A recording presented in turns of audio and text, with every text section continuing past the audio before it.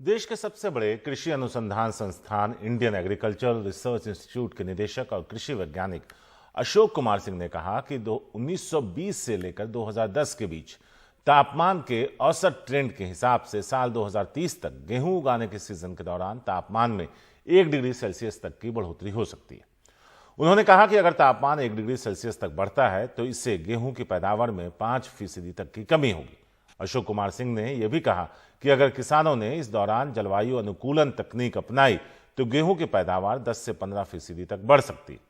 अशोक कुमार सिंह से एक्सक्लूसिव बातचीत की हमारे सहयोगी हिमांशु शेखर मिश्रा ने।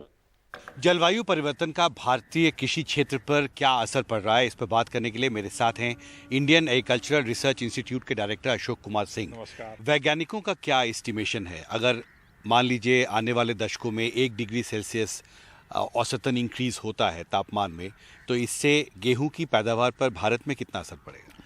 देखिए, इस विषय पर हमारे संस्थान में विस्तार में शोध कार्य किया जा रहा है।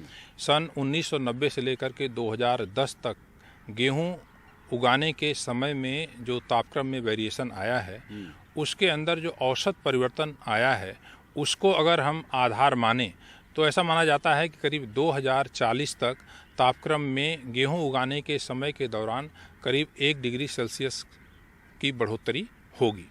और अगर ऐसा होता है तो अनुमान के अनुसार जो हमारी पैदावार है उसमें 5% के आसपास कमी होगी। अब सवाल यह है कि बहुत सारी ऐसी कृषि पद्धतियां हैं जिनका हम प्रयोग करें तो ये 5% जो अनुमानित कमी है उसको पूरा करते हुए हम 10% और पैदावार बढ़ा सकते हैं।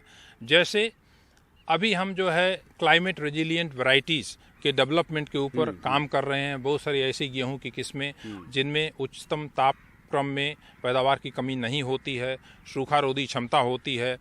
उसी तरह से हमारी सिंचाई की क्षमता को हम बेहतर कर सकते हैं। जो हमारे पोषक तत्व हैं उनकी जो उपलब्धता है फसलों को, जैसे हम नाइट्रोजन की बात करें तो 30-35% के आसपास होती है, इसको बढ़ा करके हम 45 से 50-60% तक ले जा सकते हैं। और अमृतकाल के पीरियड के लिए 2047 तक अलग अलग लक्ष्य क्या रखे गए हैं, नाइट्रोजन यूज इफ़िशियंसी कितनी बढ़ानी है, इरिगेशन यूज इफ़िशियंसी कितनी बढ़ानी है, ये सारे लक्ष्य परिषद की तरफ से निर्धारित किए गए हैं और उन पर हम काम कर रहे हैं। और जिसके वजह से मुझे पूरा विश्वास है कि अगर परिवर्तन होता भी है तो भी हमारे पैदावार में कोई कमी नहीं आएगी, बल्कि हम पैदावार को बढ़ा सकते हैं। एक आखिरी सवाल, पिछले एक दशक में क्या ट्रेंड रहा है जहाँ तक गेहूं के पैदावार का सवाल है?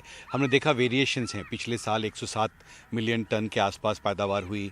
इस साल आपने कहा सेकंड एस्टीमेट में 112 मिलियन टन का अनुमान है। पिछले 10 साल का क्या ट्रेंड रहा है गेहूं का? देखिए, लगातार देखिए तो हम जो है गेहूं के उत्पादन में निरंतर वृद्धि होती रही है। पिछले वर्ष जरूर कमी आई थी, क्योंकि मार्च के महीने में 25, 26, 27, 28 मार्च ये तारीख थी जो बड़ा क्रूशियल तारीख थी। उसमें तापक्रम काफ़ी तेज हुआ था, बढ़ा था, और उसके वजह से दाने सिकुड़ गए थे, दाने अच्छी तरह से भरे नहीं थे। तो उसमें पैदावार घट करके हमारी राष्ट्रीय स्तर पर 105-106 मिलियन टन के आसपास हो गई थी। लेकिन इस बार फसल गिरने के बावजूद भी चूंकि तापक्रम अनुकूल रहा तो पैदावार में कोई कमी नहीं आई है और अनुमानित पैदावार करीब 112 मिलियन टन के आसपास है। और बाकी पीछे वर्षों की जो बात कर रहे थे, हमेशा पैदावार में वृद्धि हुई है और इसमें योगदान है नई नई किस्में जो आ रही हैं, नई टेक्नोलॉजी आ रही है, उसका बहुत बड़ा योगदान है। हमसे बात करने के लिए बहुत शुक्रिया। दिल्ली से सचिन गुप्ता के साथ हिमांशु शेखर, एनडीटीवी इंडिया।